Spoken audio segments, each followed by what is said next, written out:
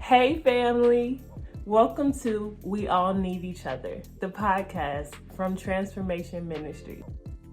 Let me tell you some facts. Each one of us has unique ways of thinking, gifts, talents, and experiences. Each one of us was made in the image of God.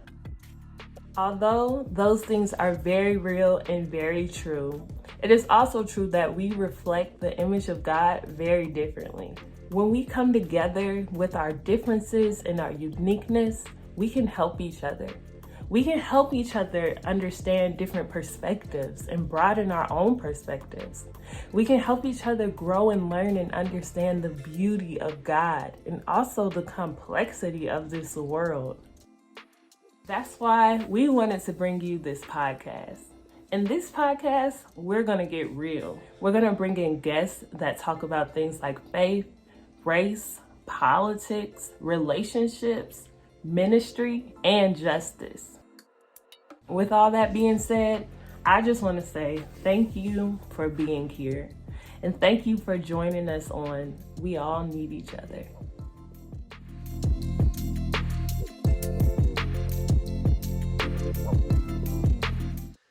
Hey, Redgina, thank you so much for joining us today on the show. I'm super excited to have you. I know who you are, but can you introduce yourself to everybody else who may not know who you are? Yeah, so I am Dr. Redgina Hill. I currently serve as the Executive Director for Inclusion and Equity at St. Mary's College in Notre Dame, Indiana. And I'm also the CEO and founder of Redgina Hill Consulting. I basically do diversity, equity, inclusion, justice work for other companies and organizations and help them to build a vision, a plan, strategic plan, and come up with different outcomes to be successful in it. Okay. So those are things that you do. Yeah. Tell me a little bit about who you are. Who's Redgina, the person?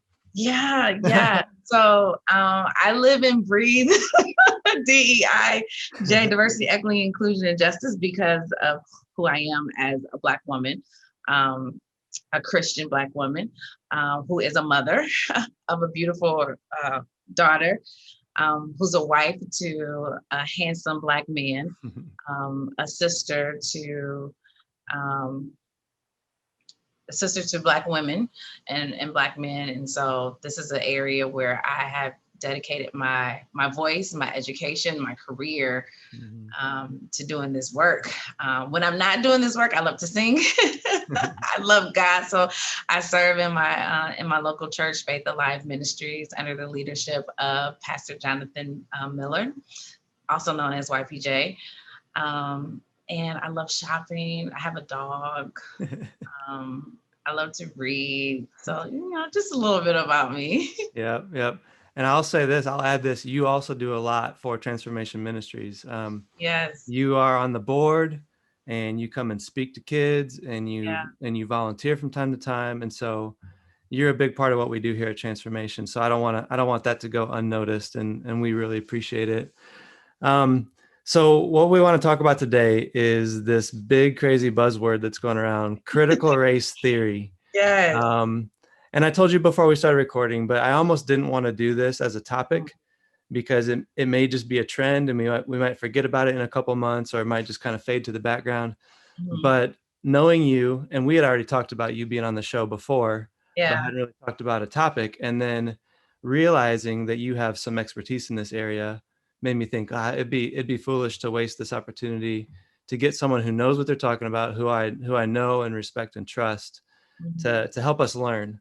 So my goal is to learn today from you, and I hope that helps other people learn as well. So let's just jump right into it. The biggest question is, in my mind, is what is critical race theory? Yeah.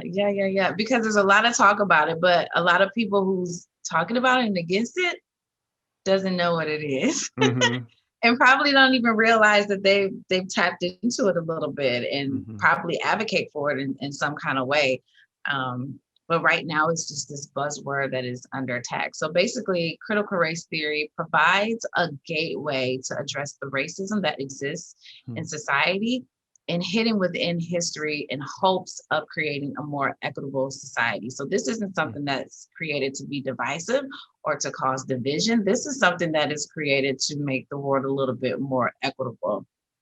A little bit of history about critical race theory. It emerged during the 1970s and stems from the civil rights movement.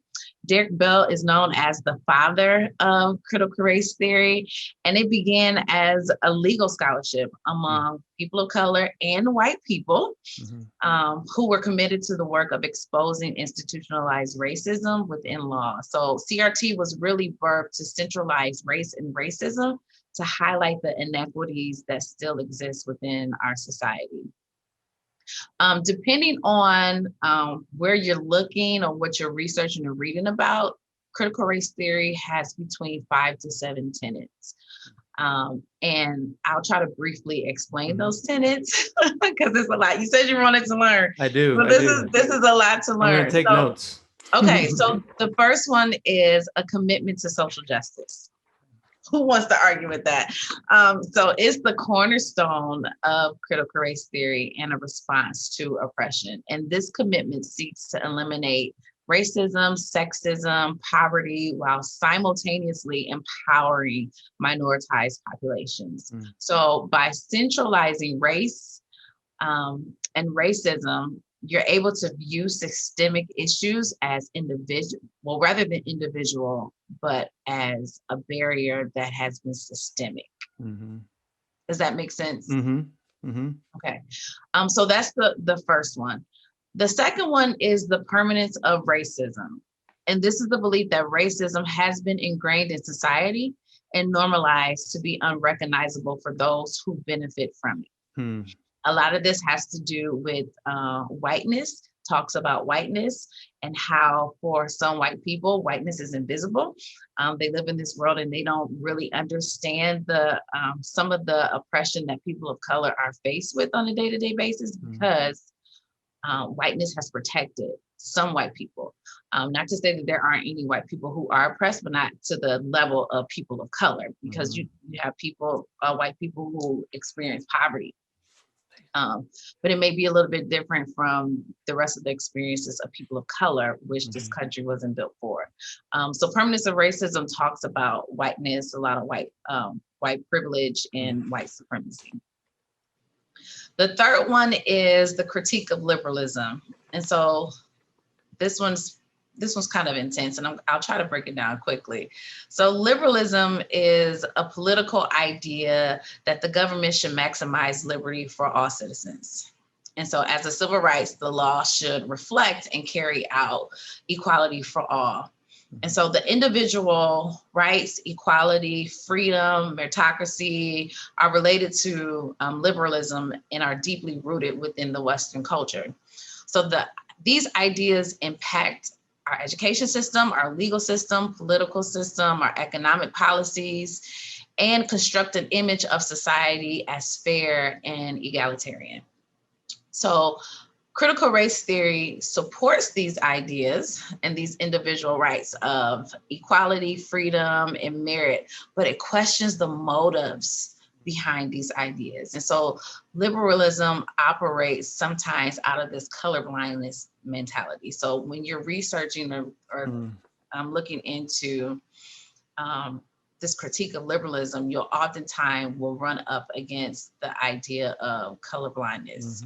And so CRT critiques these ideas because liberalism tends to neglect the causes of inequities and inequalities, such as racism, capitalism, power relations, and patriarchy. So CRT argues that equality cannot eradicate racism that people of color experience daily. You have to get to the root of it.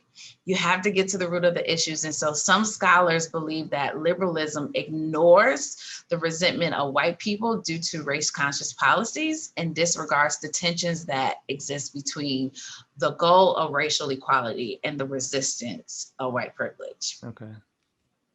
And so this gets to the root of the issue. Does that make sense? Is that helpful? Yeah. Okay.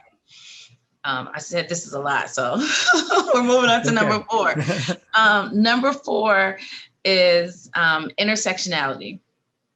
And Kimberly Crenshaw and Angela Harris are critical race theorists noted for developing intersectionality. And the idea of intersectionality highlights the experiences from where they created it. It has evolved, but from its inceptions, it highlights the experiences of women of color as it relates to the failure of anti-discrimination laws.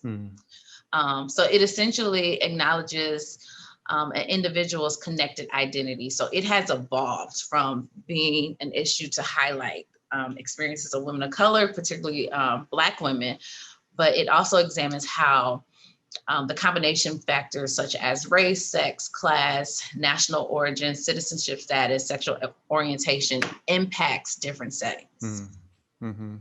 So we talk about my experience not only being a woman, but then also being a Black woman. What does that look like? How do those identities intersect, and how do I move and operate within the world? So the 5th one is interest convergence, which really, when I was researching this, opened up a can in my brain, and I was just like, wow, I had to rethink a whole lot of things that I learned, a lot of things that I believed to be true.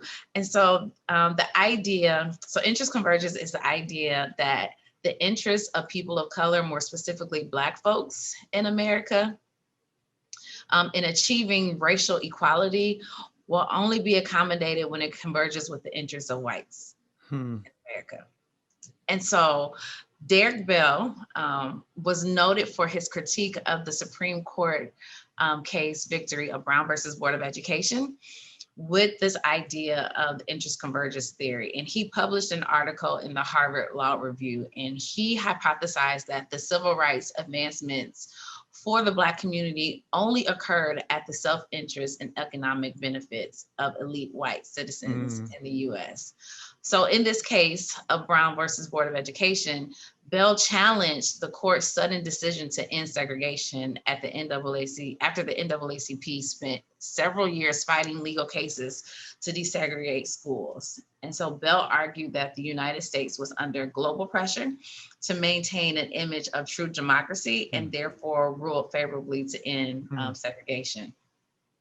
Many people want to argue that was not it, that, you know, we were really trying to advance things within the civil rights movement. But if you really take a really good look at the history of the civil rights movement, there was a lot of resistance, and a lot of resistance between political parties. There was a lot of resistance between, I think it was Lyndon B. Johnson during the time that signed a lot of these civil rights acts. There's a lot of tension, and you wonder, you know, if you dig deep down in the tension, was it really to uphold this image, or was it really to really advance Black individuals in this country? Even with that comes this idea of, and well, before I say that, so I do want to highlight that since then, scholars have performed political analysis of the Brown versus Board of Education and supports Bell's argument that foreign policy concerns did drive this ruling to be favorable. Okay. Oh no, I forgot what I was gonna say. Oh, it was good. So then you have to think, even though this ruling passed and there's a desegregation of schools, thank God. But you think about this self-interest, even though during the time there were some people who protested desegregation, but at the same time, it provided economic benefits for a lot of white people. How so? So there was a cost that was paid for this, and the cost fell on the Black community. So when we desegregated, we lost a lot of those schools that had Black administrators, Black teachers, Black faculty, who were out of jobs because now there was desegregation. And so you can now go to these other schools that were deemed segregated white schools. Well, then as Black people tried to get jobs within those schools, there weren't jobs. They were denied jobs, administrative jobs, they were denied principal jobs. And so a lot of the teachers, administrators had to find other work. So there was a cost that was paid. And so researching this, I was just like, oh, wow, like I didn't even realize this, that in the event of desegregation, which was necessary, it was at the cost of Black teachers, Black administrators, Black education as liberation, instead of trying to fit into these schools. So yeah, that kind of blew me away when I uncovered and learned that and came to that realization that, wow, like it did come at a cost. The next one, the sixth one, rule number 6, is whiteness as property. And Cheryl Harris is noted for her work on this aspect of the theory. This is so interesting. So she also published an article in the Harvard Law Review, and she describes whiteness as part self-identity and personhood. And so in the article, she talks about her grandmother's experience of being faced with the decision to pass for a white woman.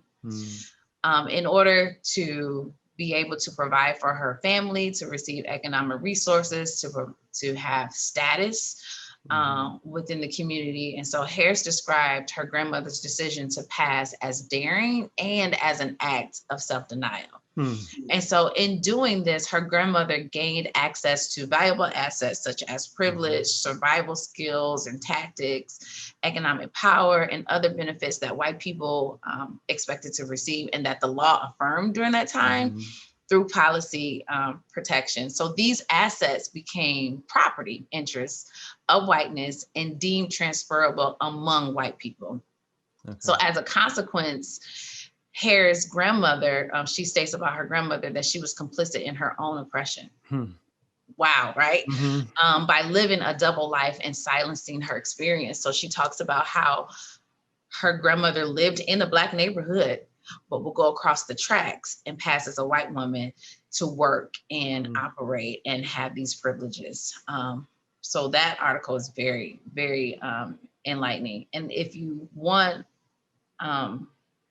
another example of that, Imitation of Life, for those of you who are watching and like to watch movies, that is a great example of whiteness as property and seeing a woman making a decision to pass as a white woman while denying her own Blackness and her mother at the same time. Wow.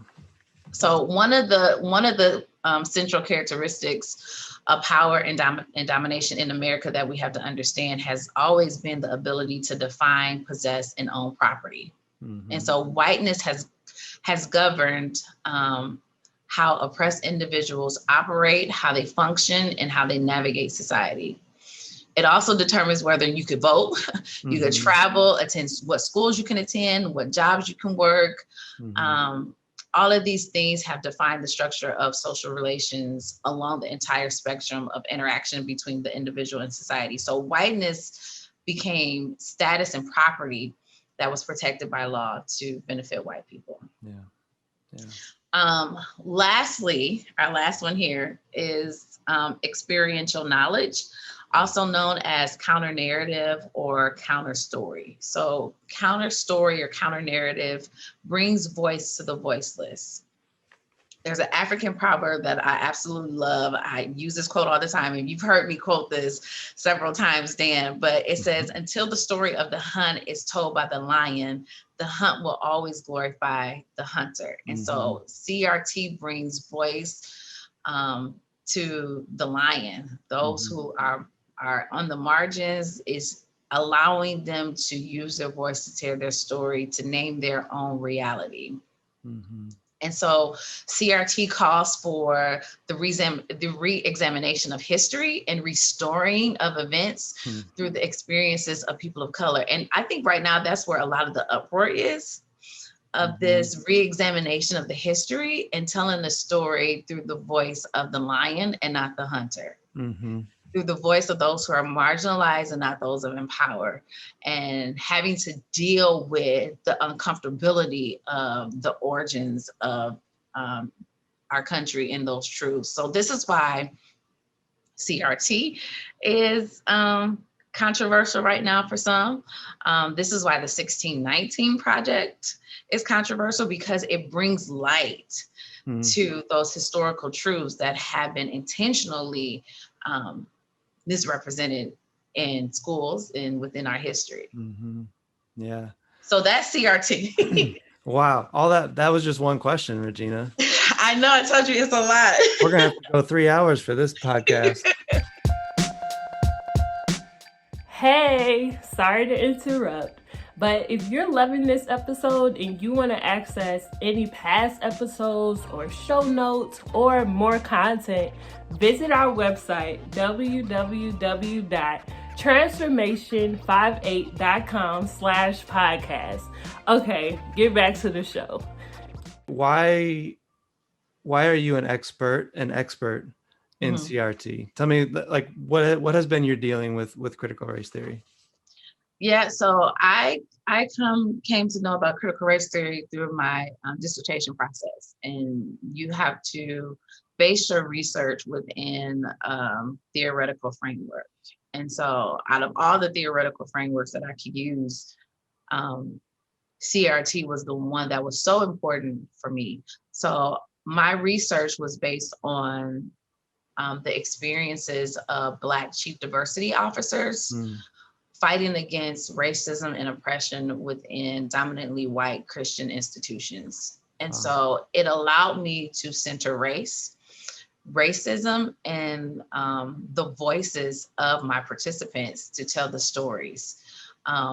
Essential to my dissertation was that last tenet, the counter narrative, because I was able to bring voice to their experiences and be able to name not only their reality, but the reality of others in those positions who feel alone or feel as if like they are experiencing these isolated emotions or incidents. And it's a way of saying, no, like, you're not alone. This is what we are experiencing working within these institutions, trying to fight against oppression and racism, while at the same time, in the backdrop of working at an institution, we have all these instances of anti-Blackness and racism happening within the country, where we're seeing unarmed Black men being killed and women being killed and lynching still to this day. All of that is in the backdrop of trying to address these issues on a college campus. And so just wanted to bring their voices to the front, to center their reality in order to tell the stories of the work that we're doing. Yeah, I think that was important for me to point that out and to ask that question, because you're not someone who's just done a few Google searches about CRT and you're not reading off a Wikipedia page or something. Nick, you've been in it, you've been using it, you've navigated it, and you've allowed it to help you help you see the world in a different way, and like you said, share other people's stories. So one distinction that I think is important for me to know is you use the word framework when you refer to CRT, but I think there's a fear that it's more than a framework. It's like a whole worldview. So which is it? Is it just a simple framework that's allowing you to process history and information, or is it a whole reshaping of your worldview? It's both. Okay. It's both. And as I stated, for a couple of those tenets, especially interest convergence, it shaped the way that I saw the world and the way that I saw some of the victories in the civil rights movement, the way I view movies now with the critical lens. It has shaped the way that I live and that I work. And I think it has changed me for the better. Okay. So what I want to point out that you saying that it's acknowledging that it's kind of a worldview, it's both a framework and a worldview. Mhm. I think that's another reason why people might be getting a little upset right now and fearful, especially the Christian world that's saying, wait a minute, our worldview is Christ or the kingdom of heaven or Yeah. whatever. So are those two things in competition with each other? Not at all. This work of diversity, equity, inclusion, and justice is central to the kingdom. Mm-hmm. I believe it's in Psalms 89 and 14, where it says, your kingdom is built on truth and justice. Love and faithfulness are servants before your throne. So this lets me know that from God's throne comes righteousness and justice. Like this is central to the kingdom. Mm-hmm. Who did Jesus come to save? Like, who did he come and look out for? It was those who are marginalized, those who were oppressed, and he came to bring justice. So this is the work that we need to be about. This isn't dividing us at all. Mm-hmm. It may be uncomfortable to talk about and deal with, but it's not here to cause division, but it's here to shed light on, hey, this is where we have gotten sin wrong. Like this is race and racism, like this racism is wrong. Oppression is wrong. And let me show you how we have been operating within our country. And as Christians, how are we going to solve this? How are we going to be the hands and feet of Jesus? How are we going to love our neighbors as ourselves? You know, like if someone is oppressed, we all are oppressed. So what are we going to do about it? You know, like this isn't something that is trying to cause division at all. It's trying to bring us together to make this world a better place, to make it a little bit more equitable. Yeah. But I understand for most white people who've never had to talk about race, racism, or deal with their own whiteness, it can be uncomfortable. But for people of color, this is our norm. This is our everyday. We operate in these spaces, and we have trained ourselves to live and operate within this world of whiteness that has been oblivious to some people. And it's like, no, like let me share with you my story. Let me tell you my experience. Let me shed some light on it so that we can be a better place. We can be better people. We can be a better country. We can be better Christians and examples of the kingdom here on earth. The scripture says, thy will be done on earth as it is in heaven. When we get to heaven, there's no black side, there's no white side, there's no Asian side, there's no Hispanic, Latinx side. Like we are all there worshiping together. So how can we make kingdom here, life on earth, just like it's going to be in heaven? We have to talk about these issues. Yeah. Yeah. So what would you say to someone who looks at your life? You know, you got a PhD, you're high level leadership in higher education, you got your own business, you're doing pretty well. You've had some success, even by most people's standards. You're a successful woman. And they would say, well, so how are you oppressed? Like there's, you know, you're not oppressed, you're successful. What would you say to that? My education, my titles, how much money I have in the bank, my Christian values does not exclude me from racism at all. It does not exclude me from oppression at all. All the things that you just named gave me or gives me an opportunity to go in spaces that people like me have been historically denied to go into to speak truth to power. That's a responsibility that I feel with all the things that you just listed, because there are so many people who are not like me that need me to be a voice, that need me to make space and to help shape policies and procedures and to highlight some of those structures. I work within higher education, highlight some of those structures within higher education that has been oppressive so that others can come along and not have those experiences. I have been blessed. This is only by the grace of God that I am where I am today. As a first generation, low income college student, it is only by the grace of God that I am here advocating for those in these spaces. But all of that does not exempt me from from being oppressed, from experiencing racism in this country. Mm-hmm. When I get pulled over by the police, they're not asking me, am I a Christian? You know, they're not asking me if how much money I have in the bank or what my titles are. Mm-hmm. Depending on that interaction, all of that could be based on bias and prejudice Mm-hmm. because I am a Black woman in this country. Mm-hmm. So it doesn't exclude me from it at all. Okay.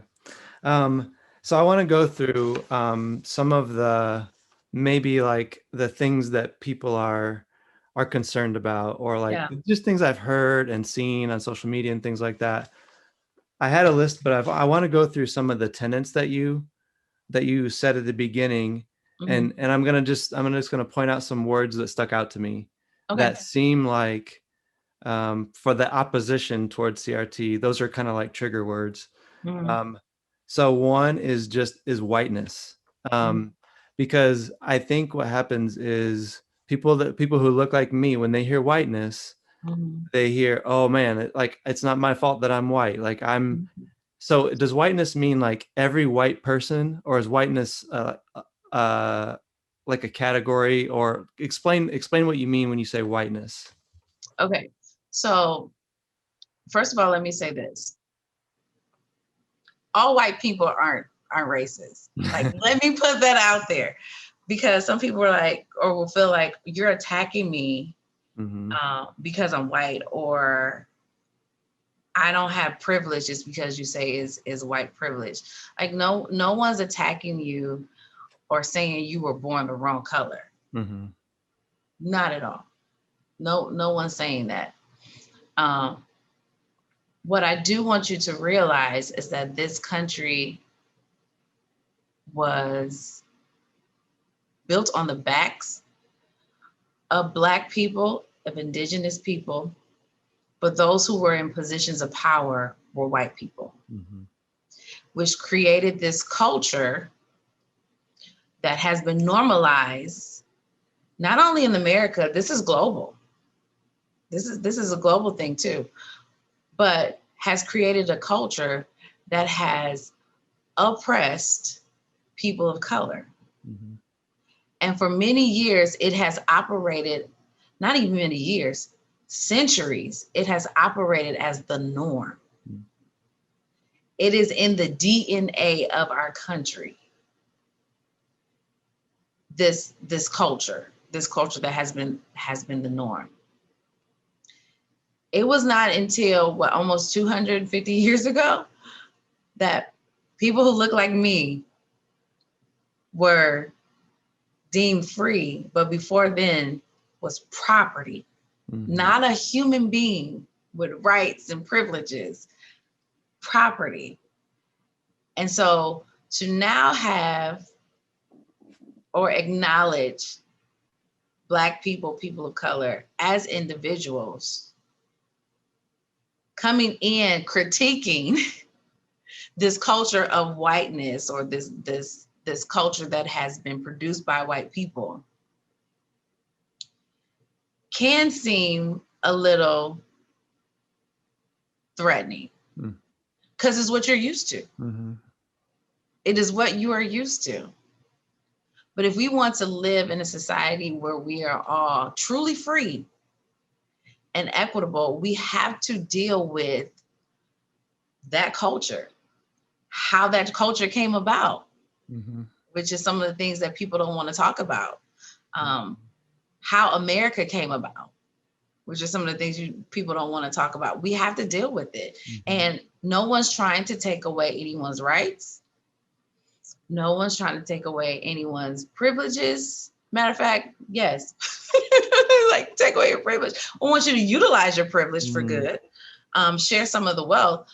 But we're raising these issues to make this world more equitable. When we use the term whiteness, we're not saying that you're racist, but there is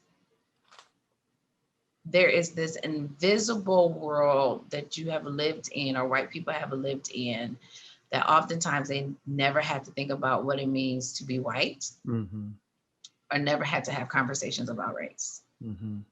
And I've worked in higher ed and faith-based institutions. And so I will oftentimes hear students, especially white students, come back from the study abroad trips and was like, oh my gosh, I was the only one. This must be what it feels like. Like you got just a small little taste of what it feels like to be a minority. But for some of them, that was the first time that they had to think about being the other. When for people of color, like it's constant. Yeah, that's good. In the next one, the critique of liberalism, you mentioned the word colorblindness. So why is colorblindness a problem? So Dr. King has a speech and a quote where he talks about don't be colorblind, but be color brave. And I'm paraphrasing. I want you to see the unique experiences that people of color bring to whatever, the world, the workplace, your churches, and not say, when I see you, I don't see color. Well, when a police asks you for a description of a criminal, like, what are you telling them? You're telling them height, weight, skin tone, you see color. You tell me when you drive down the street and you see the lights, red, green, and yellow, you see color. But oftentimes, people use those statements to get out of being or sounding like racist. It's like, I'm not a racist. I don't see color. Like I treat everyone the same. That's good if you treat everyone the same, but the world doesn't treat me the same way. And I operate in this space totally different from you because of the color of my skin. So I don't want you to be colorblind. I want you to be color brave and see it and acknowledge that my experiences has something to bring. It's of value because I am a Black woman. And you mentioned the, bringing heaven on earth. And I always think of that verse in Revelation where it talks about seeing a multitude of people worshiping the King. And it's people from every nation, tribe, and tongue. And there's different colored people in there. There's people with different worldviews. There's people from different cultures and ethnicities and experiences. And it doesn't say like we all magically become the same. It's like, no, we bring all that together. Yes. And we worship the King because he's King of all of us. I love that scripture because it is a clear depiction of heaven and what it's going to look like for eternity. And if we truly want to strive for that here on earth, like we have to see color. Yeah, and honestly, that's one of the things that I want this podcast to be about. It's called We All Need Each Other, because I want to start to learn how to celebrate differences in people, and even the good things and the hard things. So the things I agree with, the things I disagree with, we may never agree on everything, but can we celebrate our different experiences and allow those differences to supplement each other's lives? Like, I think knowing you is a supplement to my experience because I get to hear your story and how you see the world. I may not agree with everything you say or the way you see the world, but to know that experience is out there and exists makes me a more well-rounded person, and it gives me a fuller experience of life and even a fuller understanding of God. So I think that's so important. I'm glad you said even a more fuller experience of God. I was talking to a friend yesterday. She was describing a meeting that she was in a comment that someone made, and I was just like, oh God. But my response to the comment was, it is by God's grace that a Middle Eastern baby Jesus came, died for all of us, regardless of our race, that we are now kingdom citizens. And if it wasn't for this Middle Eastern baby Jesus coming, like we're so blessed and we're so lucky to be a part of the kingdom. All of us, no matter our skin tone and differences, like we all need each other. He came to save us all. All of us. He didn't come just for one group or for another group. He came for us all. And so we just got to be more like Jesus, man. I just wanted to pause right here and say thank you. Thank you for joining us and being here with us on the We All Need Each Other podcast. If you want to support us, please don't hesitate to stop by our website, www.transformation58.com/give. Thanks. We all need each other. Okay, a couple more, and then I'm going to have you give us some advice before we leave. Yeah. So another concern I hear is that CRT creates division. And you've said a couple times it's not meant to create division, but just give a little bit more on why this isn't something that creates more division. Yeah. Dan, I don't know any more simple way to put it.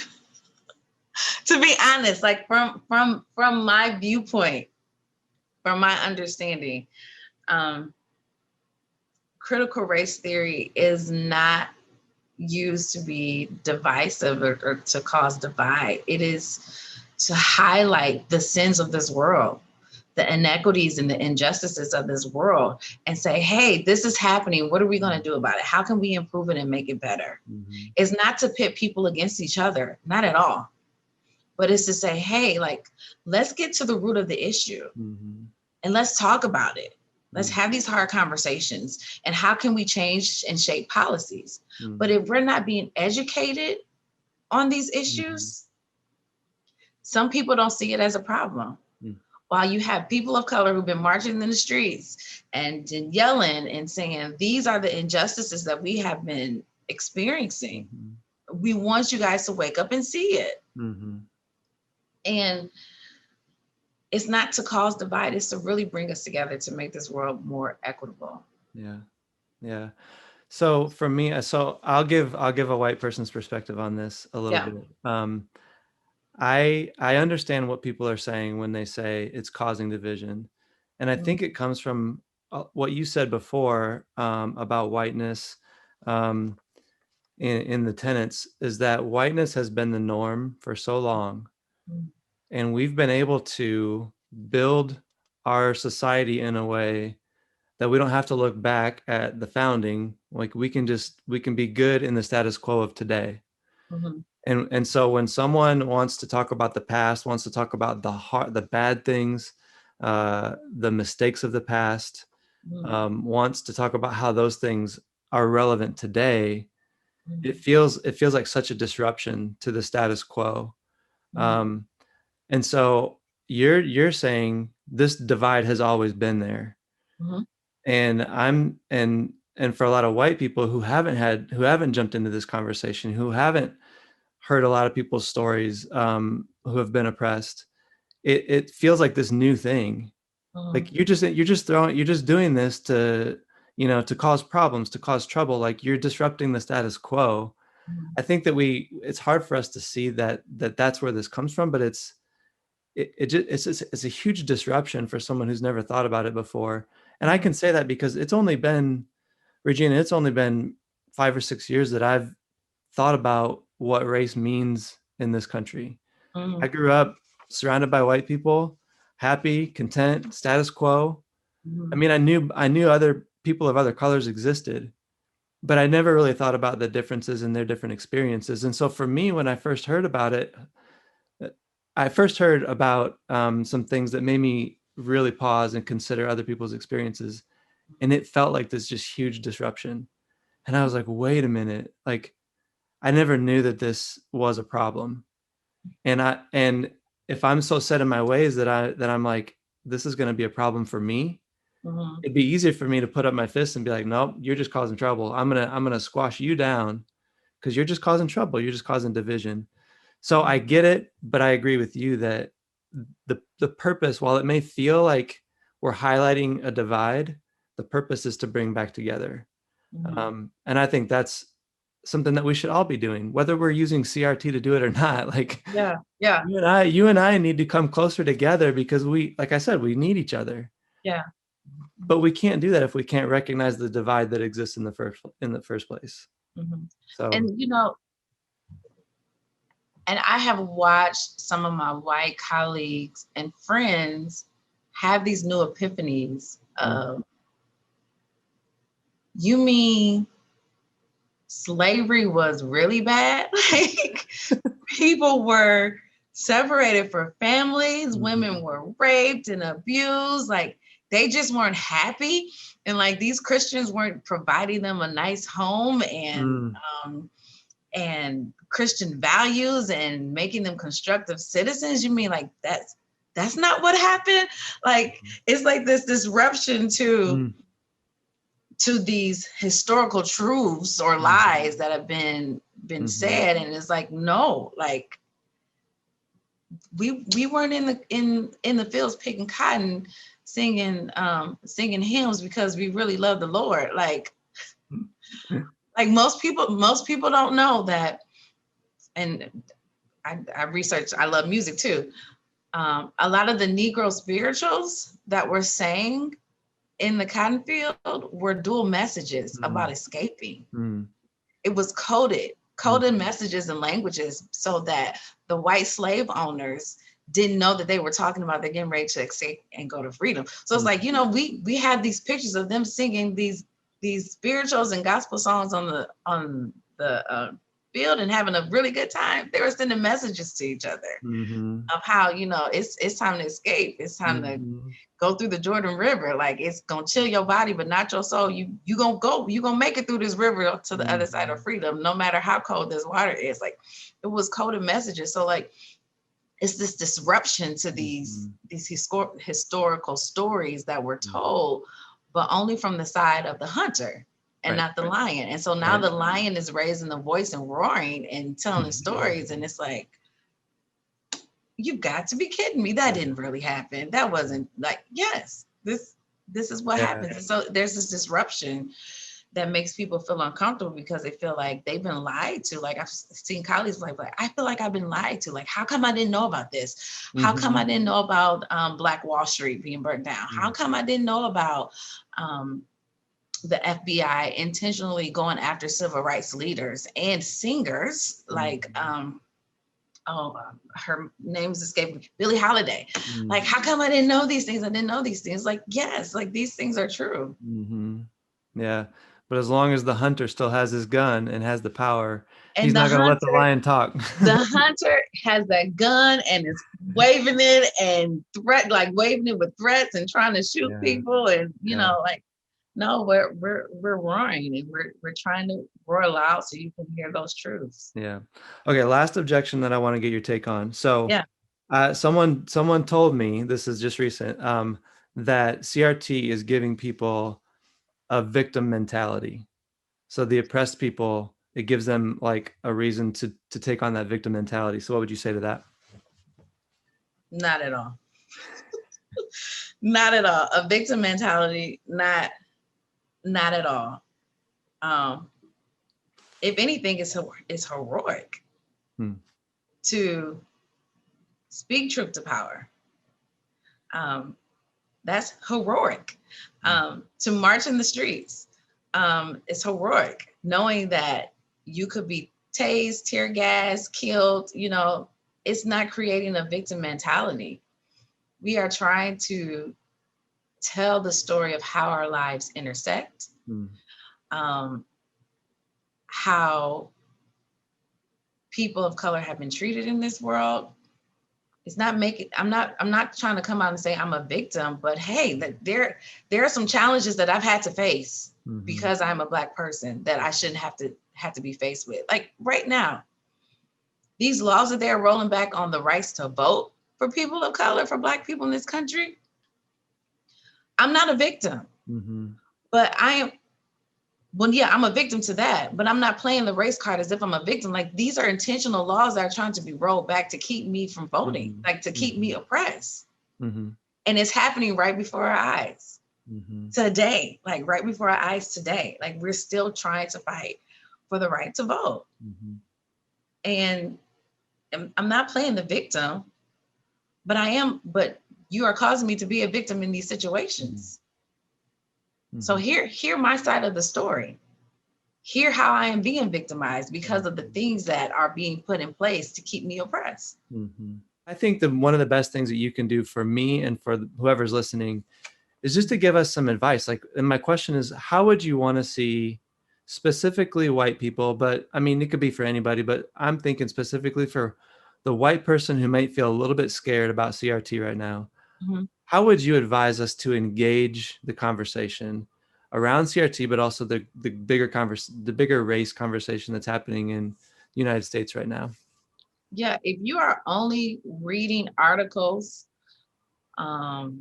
clicking on things on Facebook from those who oppose CRT and not going to the other side to find out what it really is, you're doing yourself an injustice. Mm. Like, I really want you to have a critical lens in thinking about it, and researching it and really knowing what it is. I'm finding that a lot of people who are upset about CRT don't know what it is. Mm-hmm.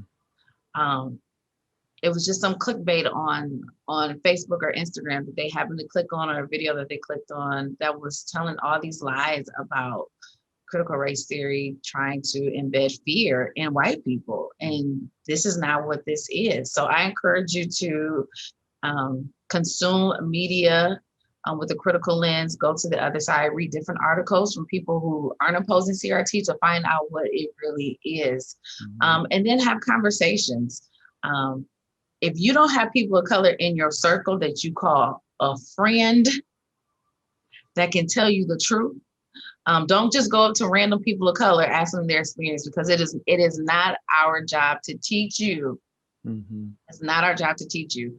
I have been graced to be an access point to people, to do the work that I do, but not all Black people think the way that I think and feel as if like they are that access point to teach. Mm-hmm. So do your own research. But if you have those close friends, and I mean a real friend, not somebody that's just a colleague at work, but a friend that you can call and say, hey, tell me about your experience. Like, what does it mean to be a Black woman, a Black man, Hispanic woman, Hispanic man, Asian American woman or man in this country? And really sit down and listen to their experience and take it in and understand why we have been victimized. And then do your own research about the history of this country. Mm-hmm. And know that you didn't learn everything in school. Mm-hmm. Everything wasn't taught to you in school. All those truths weren't taught to you in school. You're going to have to do some research. You're going to have to do some reading. There's tons of books that you can read right now that talks about these experiences, but really get to understand the truth about how this country was built and how it was operated for centuries. Mm-hmm. To get a better understanding of, well, no wonder these things are still happening. Mm-hmm. Everything that's going on today links back to history. We can look back and pinpoint and see how these things are interconnected because we haven't dealt with it. Yeah. And until we deal with it, it's not going to go away. We're not going to make it better. It's just going to continue to cycle on. Why do you think the marches that we've seen these past couple of years are reminiscent of the civil rights movement? Because did we really address the issue? Did we really get to the root of it? Or did we just pass some laws? Mm-hmm. You know, like we have to do our own research and learn. And so that would be my advice. Thank you so much. That's really good advice. And it's a challenge. It's a challenge for us who don't know much about CRT or who haven't engaged the conversation. Is we got some work to do. Yeah. And we shouldn't be scared of that. We should take it as a challenge, take it as a great opportunity to learn more, to understand better. And like I said, get to know people who see the world differently. Mm-hmm. Once you start doing it, it's so amazing. Like, it's so fun to see just the world open up in new ways, just because you understand more different types of people. Mm-hmm. It's a beautiful thing. And I think that that's how God wants it to be. He wants us to all share with each other the beauty that we see around us and the hardship that we see around us. So Redgina, thank you so much. I feel like we probably have 2 or 3 more episodes in us between you and I. So maybe we'll do a part 2 someday, and it won't have to be CRT, but it'll be more of this kind of conversation. So thank you so much. You're welcome, Dan. Anytime. Thank you.